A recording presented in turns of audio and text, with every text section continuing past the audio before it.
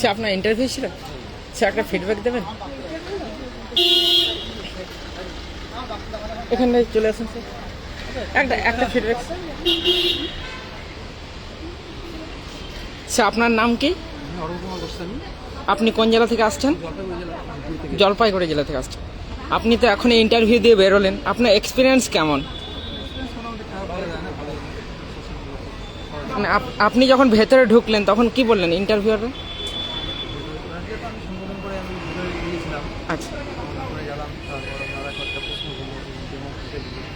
আচ্ছা, কী কী প্রশ্ন করা হয়েছিল আপনাকে?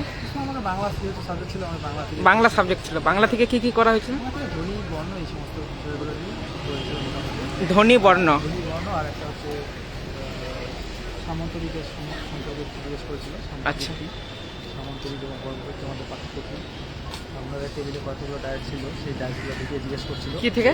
ও টেবিলে কার্ড ছিল নাকি? ছিল। আচ্ছা আচ্ছা, ওখান থেকে জিজ্ঞেস করছি। সেখান থেকে কিছু প্রশ্ন করছিল। আচ্ছা, ডেমোটা আপনি নিজের ইচ্ছায় দিলেন না ওনারা চুজ করে দিচ্ছেন? না, ওনারাই চুজ করে দিয়েছে আমাকে। আমি প্রথমে আমাকে যেহেতু বাংলা আমার সামনে হয়েছিলাম, আমাকে জিজ্ঞেস করলো তাহলে কি তোমার বাংলা তো বাংলা থেকেই কি চাল দিব তাহলে? তো আমি ভাবছিলাম, মানে মনে প্রাণে একটা প্ল্যান করে ফেলছিলাম যে বাংলা থেকে আমি কোনো ডেমো দিব হয়তো। আচ্ছা, পরবর্তীতে ওনারা বললো যে না, বাংলা না, তুমি ইভিএস থেকে পলিউশনটা মানে দেখাও, মানে ওয়েস্ট। আচ্ছা আচ্ছা, আপনার ডেমো কত মিনিট দেখেছিলেন ওনারা? ডেমো আমাদের 5 নম্বর টেবিলে পড়েছিল, তো 5 নম্বর টেবিলে একটু বেশি সময় ধরে দেখছিল, প্রায় আমাকে 10 মিনিটের মতন 10 মিনিটের মতো বসে রেখেছিল। আচ্ছা আচ্ছা, ভেতরে 10 মিনিট ছিল। আর ডেমোটা কত মিনিট দিয়েছিলেন? আমার খুব একটা বেশিক্ষণ দেখেনি, 30 সেকেন্ড হয়তো। আচ্ছা আচ্ছা, 30 সেকেন্ড বেশি করেছিল। আচ্ছা, কোশ্চেনই বেশি করেছিল। সিচুয়েশন বেস কিছু কোশ্চেন করা হয়েছিল? না, সিচুয়েশন বেস কোনো কোশ্চেন করা হয়নি। আচ্ছা আচ্ছা, সাবজেক্ট থেকেই কোশ্চেন করেছি। সাবজেক্ট থেকে কোশ্চেন। আপনার কি সাবজেক্ট ছিল? আমার বাংলা ছিল। আচ্ছা, মানে বাংলা থেকে কোশ্চেন করা হয়েছিল। থ্যাংক ইউ স্যার, আপনার দিনটি শুভ হোক।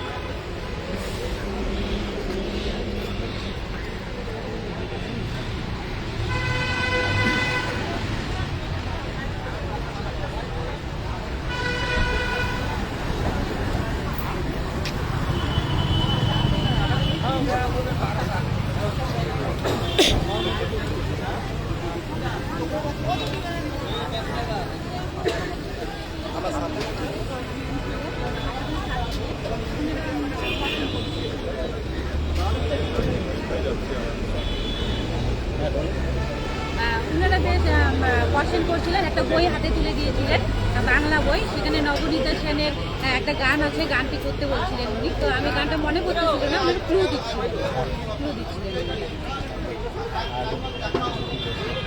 আর প্রশ্ন আমাকে ধরেছিল নারী দিবস কবে, আমি সেটা 8ই মার্চ বলেছি, আমি জানি না এখনো সেটাই হতো। আর হচ্ছে যুব দিবস, এটা ধরেছে আমাকে। আর এলিমেন্টারি শব্দের অর্থ আমাকে ধরেছে বাংলাটা।